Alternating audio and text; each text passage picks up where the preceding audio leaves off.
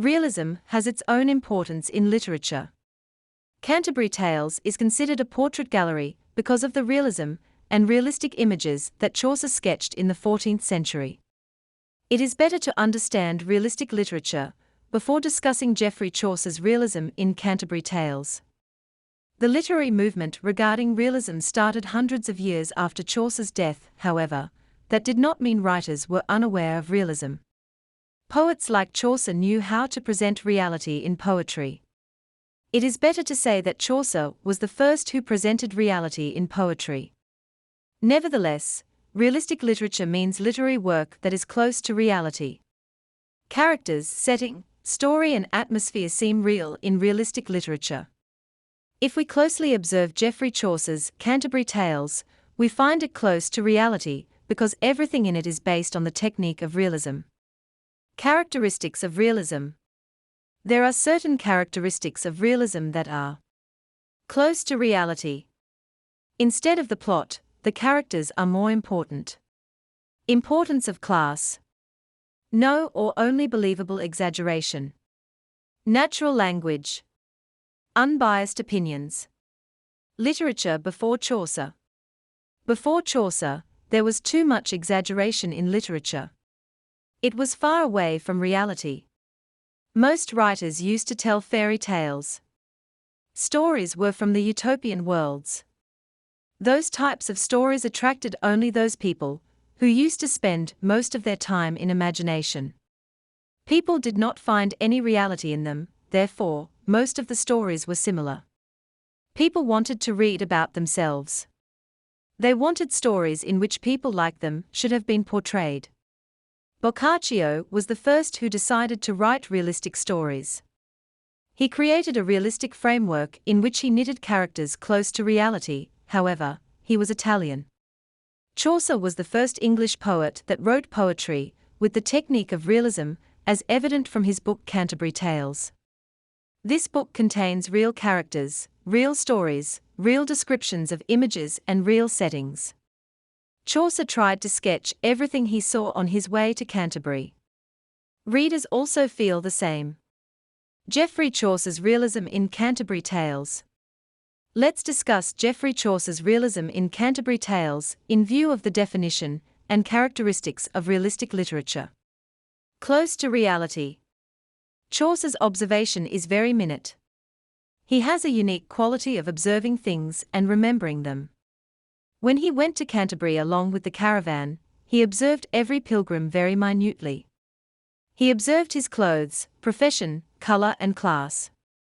He remembered everything, and when he wrote prologue to the Canterbury Tales, he mentioned everything in detail. Chaucer is a great storyteller too. As a poet, he had to imitate different things in life, yet he did never go beyond the limits of reality. Canterbury Tales seems historical event instead of a poetic work due to the illustration of close reality in this book. Geoffrey Chaucer told us a story and we believed in him. In addition to the physical appearance of characters, we observe their behavior, dress and etiquette and listen to their stories. Even we believe in the stories they told each other. We accept that people like the parson and the knight, as presented in Canterbury Tales, also exist in reality among us. We believe that the world is a mixture of good and bad people. Someone can be as good as the parson and as corrupt as the pardoner. Instead of plot, characters are more important. It is one of the most important characteristics of realism that the plot loses its importance. In realistic literature, writers focus on their characters. Geoffrey Chaucer too focuses on his characters. Canterbury Tales is a story that Geoffrey Chaucer tells his readers in poetic form in order to show the realism of Canterbury Tales, but there is no plot in it. What appeals to us is the characters of his books, who are lively creatures. He has sketched every character minutely. He has not left anything to observe. Every character tells us a story. It is Geoffrey Chaucer's realism that each story suits the narrator in Canterbury Tales. Everyone tells stories based on his own experiences, which adds realism to Chaucer's book. If one is morally good, he tells a virtuous story. The bad one, on the other hand, tells a sinful story. For instance, the knight tells a noble story, the miller, a lustful story, and the reeve tells a story based on morality, tit for tat. Suffice it to say that Geoffrey Chaucer focuses more on his characters and less on the plot of his story, which we should call Chaucer's realism in Canterbury Tales. Importance of class. Chaucer paints at least one character from every class.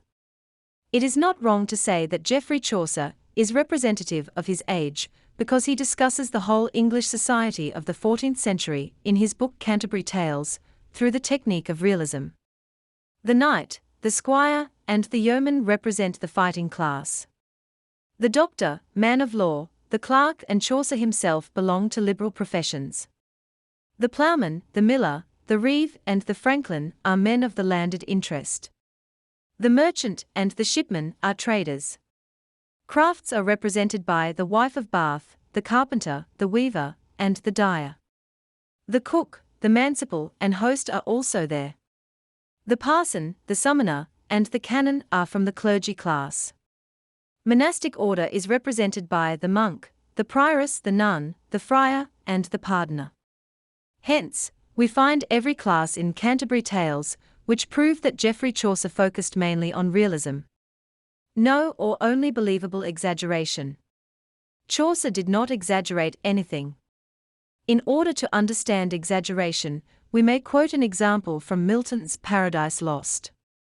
In his book, Milton writes, "Massive shield flashing far and wide, like a full round moon." Milton compares Satan's shield with the moon and his spear with the mast of a ship. He exaggerates things in order to make his poem epic. Nevertheless, Chaucer never did any type of exaggeration. Instead, he sticks to reality and shows his readers what he himself saw once. Natural language and realism in Geoffrey Chaucer's Canterbury Tales. Natural language also forces us to believe in the technique of realism that Geoffrey Chaucer has used while writing Canterbury Tales. Characters talk and tell us stories, but they never talk in scholarly language. Their language remains natural. For example, the man of law knows only a few legal terms and he repeats them every time. Noble class talks in noble manners. Clergy class sticks to ecclesiastical language. Even the stories they tell have natural language. Hence, we believe that Chaucer does not provide their characters dialogues, instead they speak their natural language. Geoffrey Chaucer unbiased opinions and realism in Canterbury Tales. Canterbury Tales lacks morality as Geoffrey Chaucer did never give a single opinion, perhaps to add realism to it. He portrays pure reality. If we believe that the parson is virtuous, it is not because Chaucer tells us, but because we see his virtuous tasks. The clergy class is entirely corrupt, but Chaucer never says it. He just shows us. It is to the reader what he decides. An unbiased opinion is perhaps the most important ingredient of realism, and Geoffrey Chaucer has added it in Canterbury Tales. In view of the above characteristics of realistic literature, it can safely be concluded that Canterbury Tales is undoubtedly a realistic story.